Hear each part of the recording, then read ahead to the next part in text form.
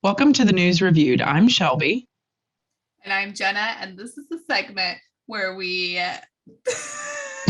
read our notes or we look at an opinion piece from either liberal media or conservative media. We will fact check the articles, point out the bias, and discuss the core ideas. So, for this episode of Culture Wars, we are going to discuss an interesting opinion that Jenna has done a lot of research on. So, tell me. A little bit of research. A little bit of a little. You did a lot. Not a lot. No, it's. You're telling me it took you all week. No. It's Culture Wars. It's Culture Wars. We do this in 5 minutes. Yeah. Not 5 minutes, but not a lot of research either. So it's in between those things. In between. Oh, so tell me, what's happening in the world of Fox News? What is happening in the world of Fox News? Okay. So the article that I decided to focus on this week is titled "Loving America Shouldn't Be Controversial. So why do Dems want you to be ashamed?" And it's written by Representative Jim Jordan, who you knew about already. Like, you immediately recognized his name. I guess he's been on the news a lot. I did not recognize his name.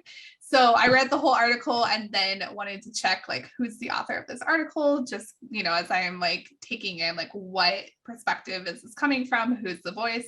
And so I clicked on his name in Fox News and it took me to his bio.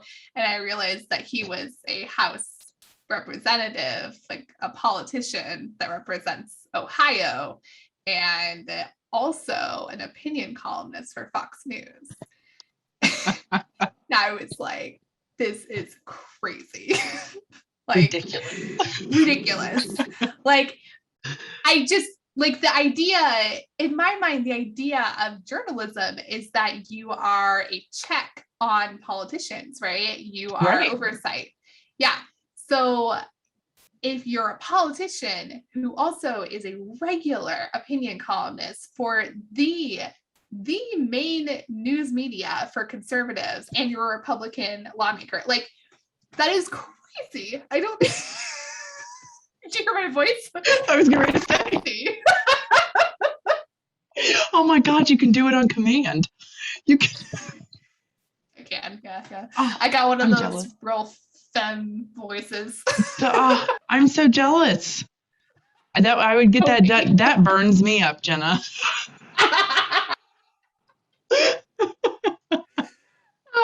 Also, everyone who's listening and watching, this is our first time doing video, so yes.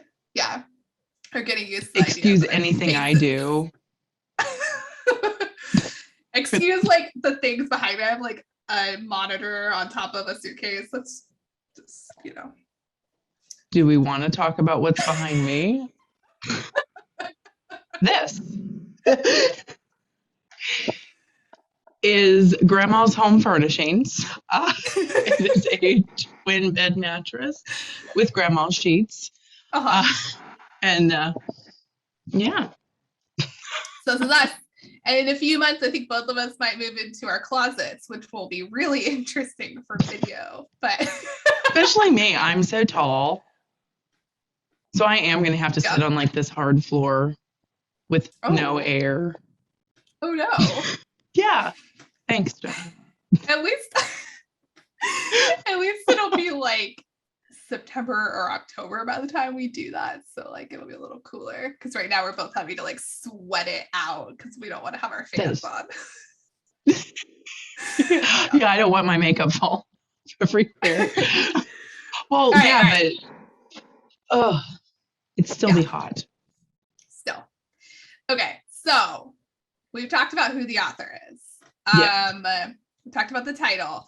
First impressions of this article is, it seems very attacking Democrats, right? Like, he's saying loving America shouldn't be controversial. Okay, so why do Dems want you to be ashamed? And, like, ashamed is a very emotional word, right? Kind of immediately. Something happening to your hair? It was wrapped up in my headset and I had a little tail. Thanks for not pointing that out. Our first time on camera. Yeah, it's okay. It's okay. To get a good laugh. Oh God, hitting the mic. All right. So the first sentence of his article is, quote, "America is the greatest country in the history of the world," unquote. The history. The history of the world. Like the of greatest forever. Of forever. Yeah. Of forever. So, what do you think about that? I think that is that's a big statement to make without offering any type of like explanation to that. Like, what scale are we on? Like, who are we competing with that makes us the greatest country Yeah, in and history like, of the world?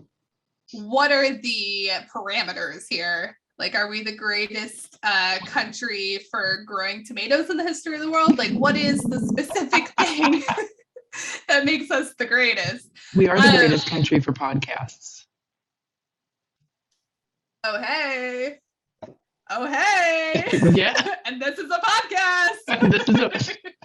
So we made it. We made it big. Yeah. Yeah. It's actually because of us. That's why. It is us. We created us. Yeah, we brought it to the best in the history in 2021. Mm-hmm. Okay, so what I did was I tried to put some parameters on this and figure out, well, like, where does the United States square up compared to other countries? And so I went to the U.S. News and World Report, and obviously that's a U.S. centric news report, right? So like, there's maybe some bias there, but they released a best countries list.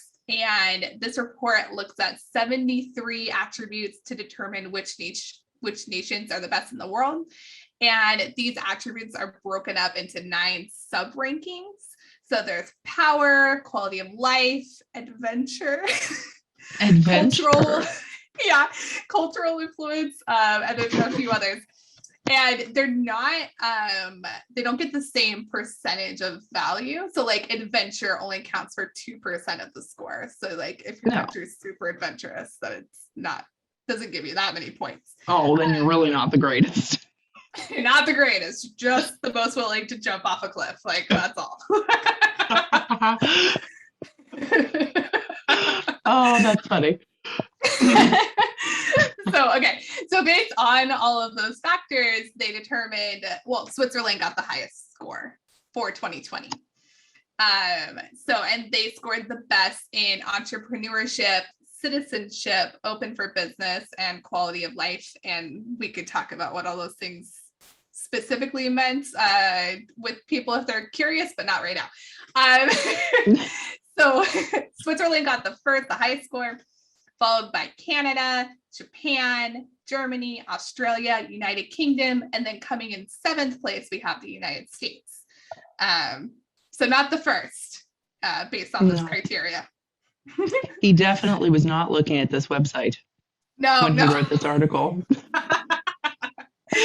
I would talk about, like, how do you define this, right? So like, you could be the greatest in one category, and if that's the only category that matters to you, then you are the greatest. So like, Canada is number 1 for quality of life. So if that's what matters to you, Canada's number 1. Switzerland won the overall score, had the highest score. However, it isn't number 1 in any category. Oh, wow. Yeah. So you could say that like Switzerland maybe isn't the greatest in the world if you like really value one of these categories. The United States did get number 1 in one category, and that is power. So, which makes a lot of sense. We know that the United States has a lot of economic power, military power, like power is what the United States has.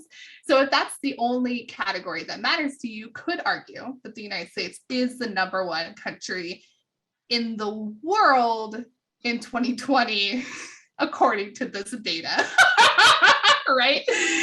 And not necessarily according to like other sets of data, or the history of the world is very broad. So I would rate the statement just out the gate, the first statement in his article as being like mostly false or not backed up in a way that like is reasonable. Is true to what we're famous for, and that's power. Yeah. Well, according to that in 2020. According to this, yeah, it's a very specific data set because, you know, like that's how that works. And so if you take it according to that, then 2020 power, the United States is number one. If you look at other factors, then it's not necessarily. So then his argument, right? Not only is America the greatest in the history of the world, but Democrats want you to be ashamed of America because they want power to take away people's freedoms. Like that's the essential argument of this whole article. They want power to take away people's freedoms.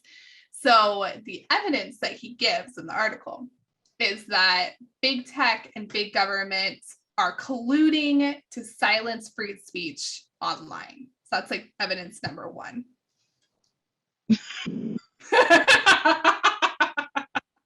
I already have an argument to that, but I'll listen. No, go for it. I just paused so that you could speak. I figured you'd have something to say. Because you see my face. So the whole argument, in my opinion, about like social media and like silencing freedom of speech. So if I recall, Twitter and Facebook and Instagram, all these, so they're private entities, right? They're not a part of the government. So there's nowhere that says that they actually have to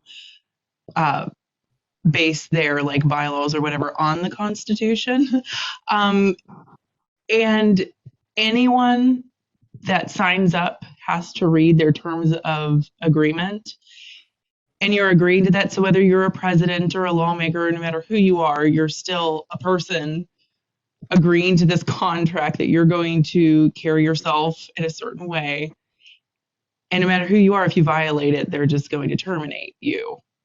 I mean, so I don't feel like they are hampering our freedom of speech.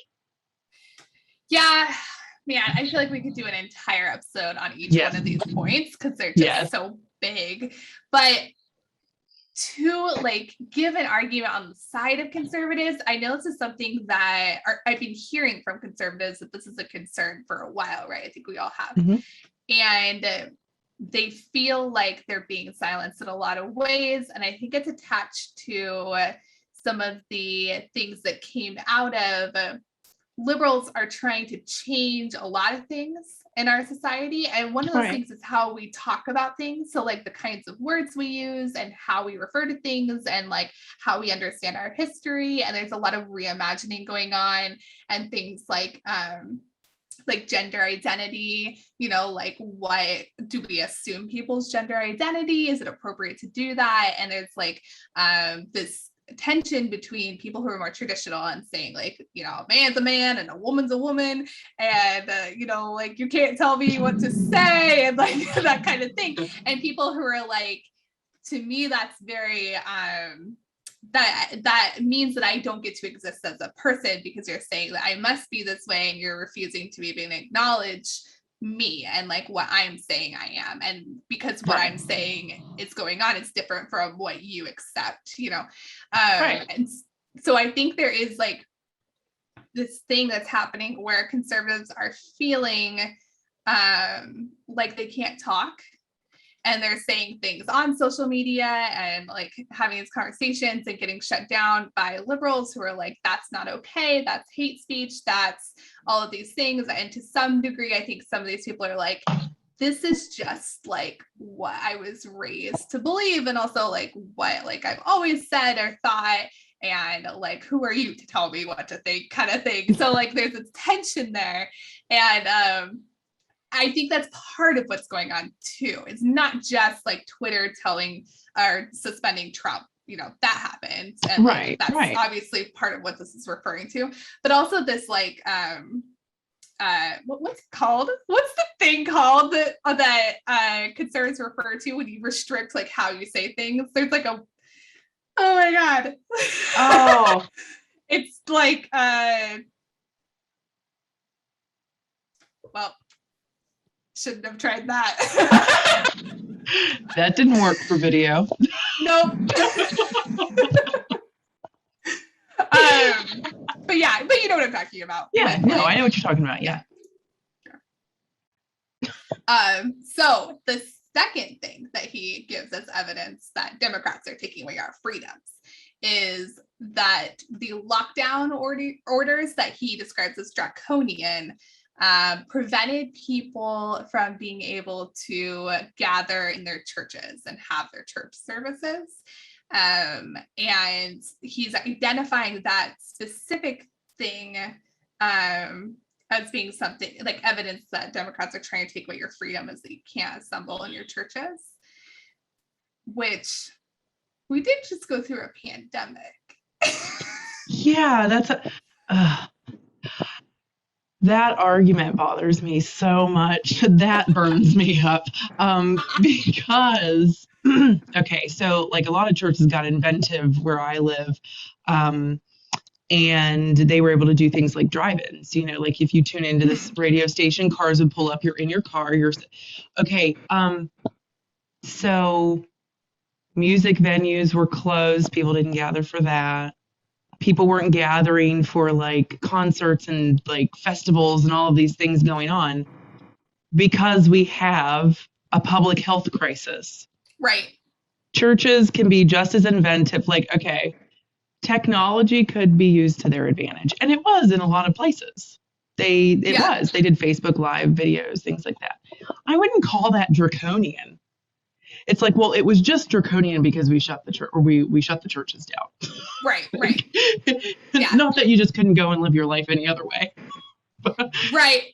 Well, and it's suggesting that like people who are religious were being specifically targeted and persecuted. Like that's what I get from the word draconian is that like here.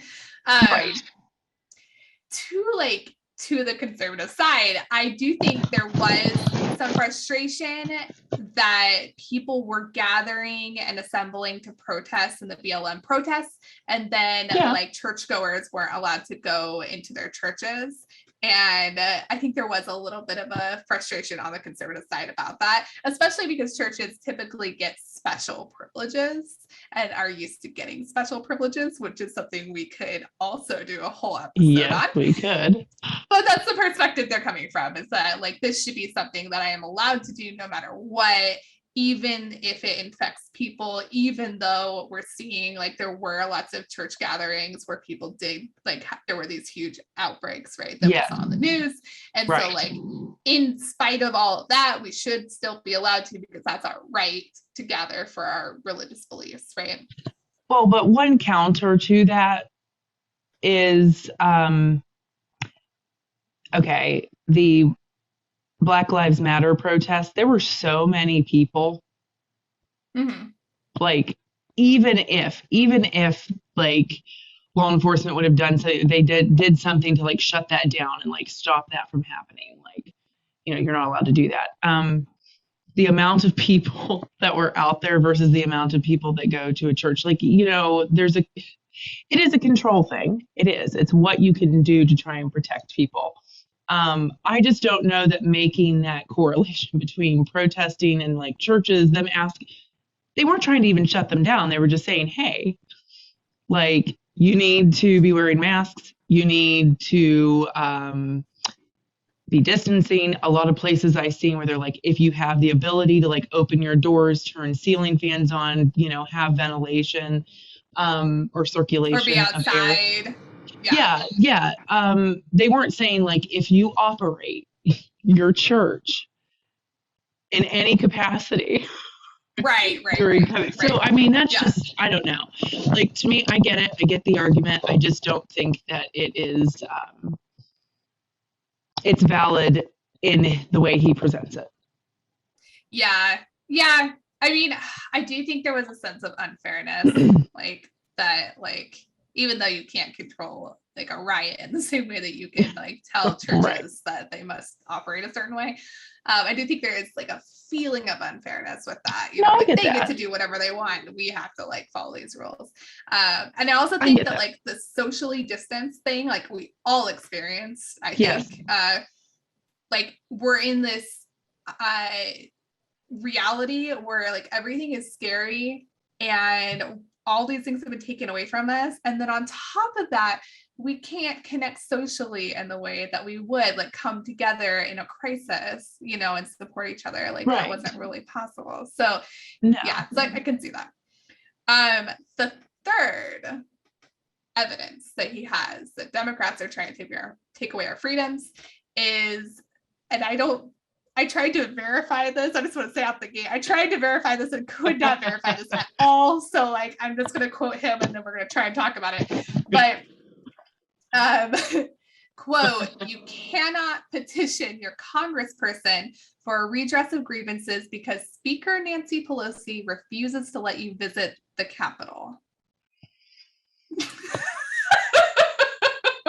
Everyone gets to see my face. I feel like I need to wear a mask while we're recording, like I do. No, your face is perfect. Like you do. Oh, I was imagining like a masquerade mask or like. Oh no! I mean like I need a mask. We need a distance, just so that you know. I mean, I make all these points I've given a face to.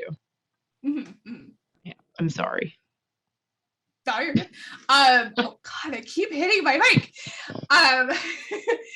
So it's all coming down, people. I tried to fact check this. So can you petition your congressperson? Yes. Mm-hmm. Is Nancy Pelosi going to prevent you from doing that? No. Yeah, she can't. I mean, that's a constitutional right. Yeah. Yeah. Can you visit the Capitol? Because I was like, maybe he's saying that you can't visit the Capitol and that maybe Nancy Pelosi has some specific thing. But I mean, I don't know for sure, but I did go to the website for the Capitol and they are not doing tours because of COVID, but you can still visit the Capitol. And the walls were taken down, like the fencing that was up after the riots. That's all down. So there's no fencing anymore. So I really don't know what he's talking about other than he has been fact-checked by other news articles, which I found in trying to verify this piece of information, where he's accused Nancy Pelosi of being responsible for the police force in the Capitol or on the Capitol grounds, and therefore it's actually her fault when the January 6th riots happened because she's in charge and it's her fault that the police didn't respond quickly enough, which is entirely false. Like there's no truth to that at all. None whatsoever. Oh my gosh. This man, he not only is he a politician, but he writes for a major news organization. Mm-hmm. Oh. Yeah. Yeah. And he has like his own chip on his shoulder with Nancy Pelosi specifically because she did not allow him to be part of the January 6th commission to investigate what's happening. Mm-hmm. Yeah. So he's a politician who has a specific vendetta against a specific person who is a news columnist for Fox News and just spews things about Nancy that are not true. Like definably not true. So it's like every article that he writes, no matter what it's about, there's always going to be that little line about Nancy Pelosi. He's got to get that big in, just once in every article. He found the perfect. Doesn't matter what it's about. Yeah. No, but you know that Nancy Pelosi. Oh, she's out to get you. All right, so that's what we're gonna say about that. His definition for how Democrats want to change America. And by the way, I think we actually talked about this before the show, but to some degree, like he's not wrong in his accusation, just like maybe a little inaccurate in some of the things he's saying or very like opinionated. like Democrats definitely want to convince people of certain things so that they can change things in the direction of socialism, because that's the party value and the direction that Democrats lean in. So Democrats are telling us things are wrong in these ways. There's these issues that are real issues. They're not making up fake issues, in my opinion.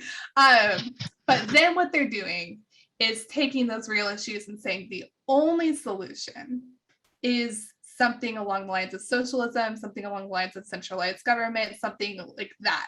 And I think the problem that you and I run into with our politics and things we've discussed is like, we see Democrats and a lot of like experts and leaders saying there are these problems, and we're like, yes. Yes. We agree. There are these look like problems. Yeah. But then they're like, the only solution is this more socialist, centralized government solution. And that's where I at least take a little pause and think, well, that might not be the only solution. You know, like Switzerland, best country in the world, according to number one, but not in any category. Yeah, but not in any category.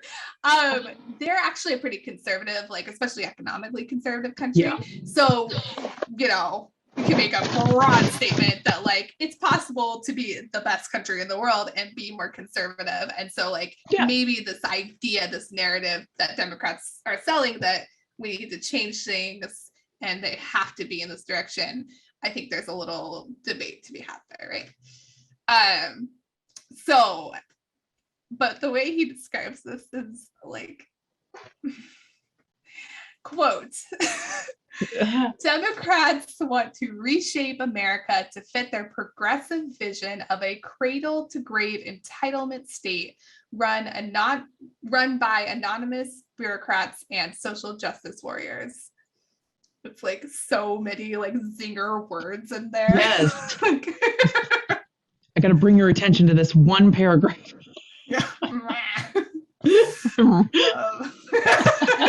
I almost did it and then I didn't. It wouldn't sound like yours. Apparently. So that's his argument. The Democrats are taking away our freedoms.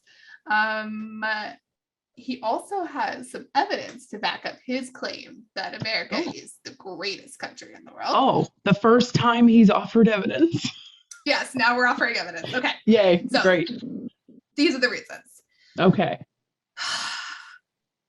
We liberated Europe and East Asia from the tyranny of fascism and saved the world from the oppression of communism. Sorry. I just felt like there needed to be, you know. Oh no, it's perfect. It's written like, it sounds like I'm starting like a fiction novel of a superhero. It like, does. Yeah.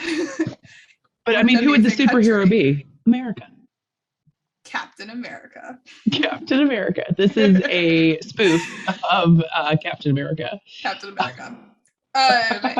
Yeah. So like, the United States didn't even want to get into like World War I or World War II. They, like, you know, that happened and we benefited hugely. Like the reason, to a large degree, I would argue that the United States is like number one in power is because we benefited so much from World War II. Yes. So argue that like we came in, we knew what was going on, and we just liberated Europe and East Asia, and they should be thankful to us. We saved the world. We are now the best country in history. Yeah. No eyes.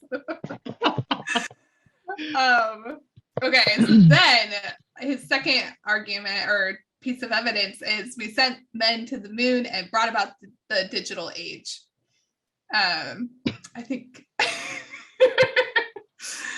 I mean, a country that was very powerful like fought to maintain its power and a way to fight to maintain its power was what we saw with the Cold War, right, between the United States and Russia. And the space race. And to a large degree, we won. But did we? Not in the beginning. Well, like they did beat us. They beat us in orbiting. They beat us there. That's true. I mean, we did, get to the moon. Although I will say that the United States is in the top 10 for best countries in the world, and Russia is not. So, well, there you have it. Yeah. We found the point that he made that was right. It defines the entire article. We're the best country in the world. We're the best. Russia didn't make it in the top 10. Russia, no. I think it'll take Russia a little bit to get back up there. But his third piece of evidence: we have created the greatest amount of prosperity for the greatest number of people in the history of the world. Oh, wow. Prosperity. That is a strong word to use. Yeah, when defining like inner cities, that's a huge, wow.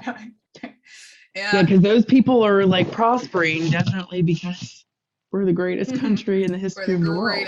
Yeah. I guess it would depend on how you define prosperity, because if we're talking about like wealth inequality, the United States is not like perfect with the wealth inequality. We're not number one in the history of the world, is what you're trying to say. Right, yeah. I get it. I mean, we're a rich country, but we're also in a lot of debt.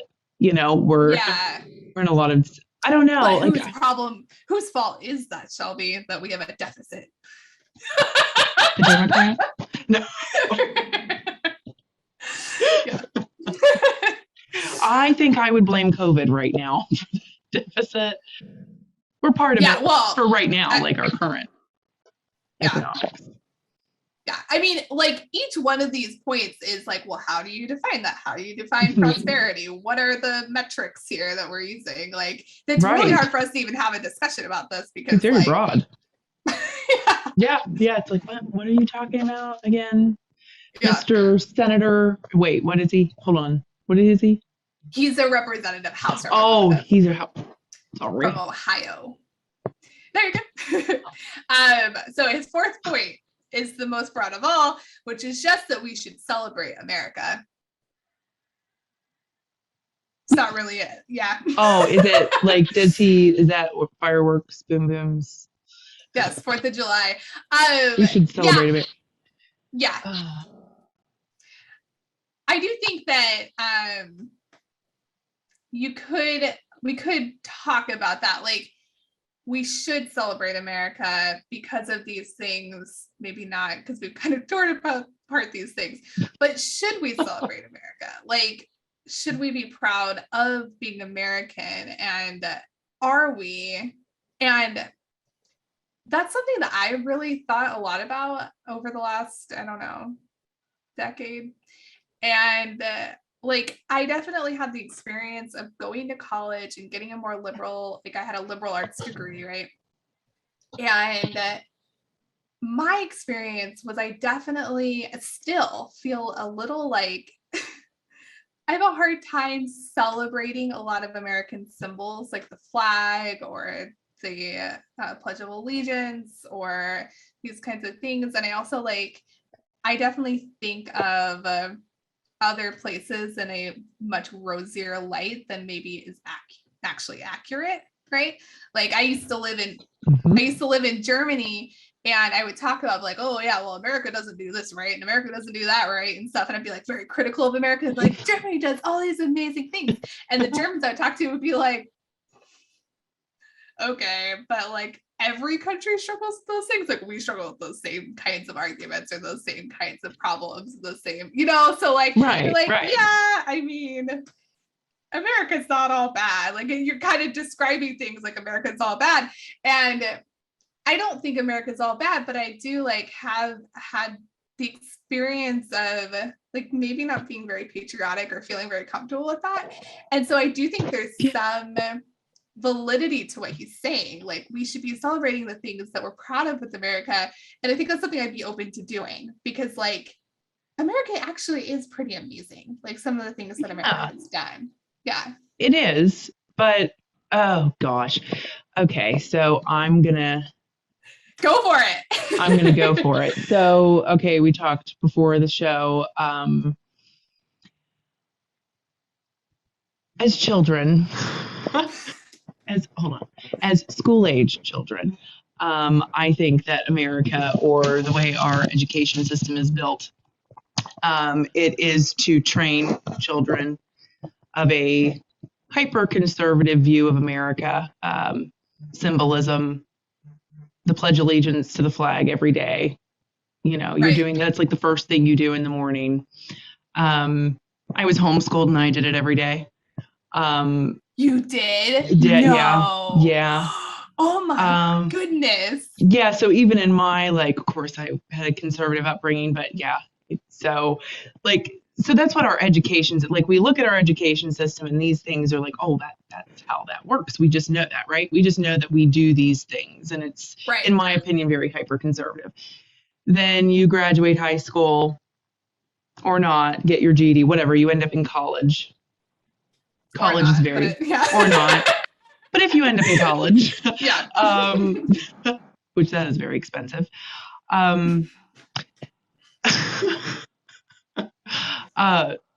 you do get a very liberal, you know, I don't see college students saluting the flag every day and reciting the Pledge of Allegiance. So it's your time to protest. It's down exactly with the man. Down. Well, so I see it as like, you know, when I think of patriotism, and this is like when I think of what American patriotism is right now, the vision that pops into my head is like, you know, the American flag, gun-toting Chevy drivers who like football and baseball, and like, we love our soldiers. Right. But do they really know what any of that means? Do we really understand? Like, to understand patriotism, we need to understand the history of our country, why we should be patriotic, why do we have these freedoms. I think a lot of times it gets lost in mainstream symbolism. And then we just say, well, yeah, I'm for these things. I don't know why, but I'm for them. And I'm not saying everyone's like that. I'm just saying, like, I feel like that's the overarching, like, for me, definition of American patriotism today. And it's not appealing. It's not. Yeah. Okay, so I will offer a perhaps more appealing example. So thanks. Oh gosh, I'm doing everything. Gosh, you and your no, that was the computer, but I had a conversation with somebody who immigrated to the United States from Ecuador, and she was talking to me about how she's processing the specific question, right? Because she came from this other country to this country. She really wants to be here, right? And was able to go through the whole process and become a citizen. But in that process, she was going to college. She like had to answer this question of like, am I patriotic or not? How do I feel about being like proud to be an American, this thing that like I fought so hard to become, right? And she was describing this, and also like getting a liberal education and like learning like about some of the issues with America. And her conclusion was that nationalism she had an issue with, but patriotism she didn't. And that like being proud of being American and also like excited about things that America has accomplished, you can do that, still hold the criticisms that you have for America and the things that you think should be better, you know, or done better and improved. And you don't have to just be like blindly nationalistic and like, you know, like things must be this way and have to stay this way forever. Right. And what I will say too is that that's exactly how Representative Jim Jordan ends his article, I mean, not exactly how, but he's making that same argument. He's saying like there are problems, and like he specifically cites, the history of slavery, like this was wrong and, an issue, and we should be continually striving to improve America. But we should also be able to be proud of the things that America has done really well and accomplished. And so I just thought that was interesting. This like immigrant perspective lined up pretty well with his perspective of how we should feel about America. Oh, there's nothing wrong with being proud, of things that we have done. But on the flip side, I think there's a lot of things that I'm not proud of that we've done.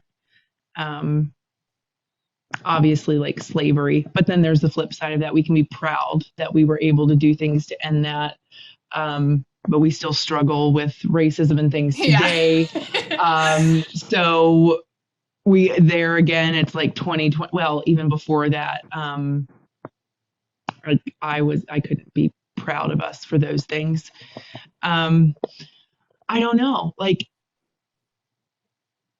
I would like to define it better than being proud that my country was the first on the moon.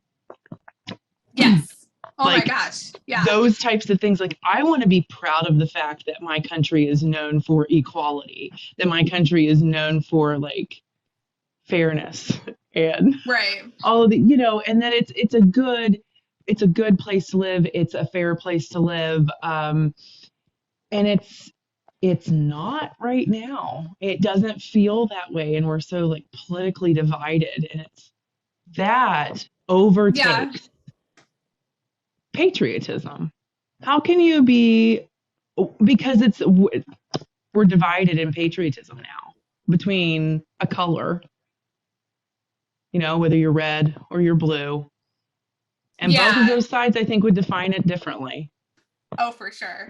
Yeah, I think they define it differently, but I do think there is some like crossing of the aisle that could happen here, where like I think that liberals could be more, could recognize a little bit more some of the things that are great about America and be like a little less critical.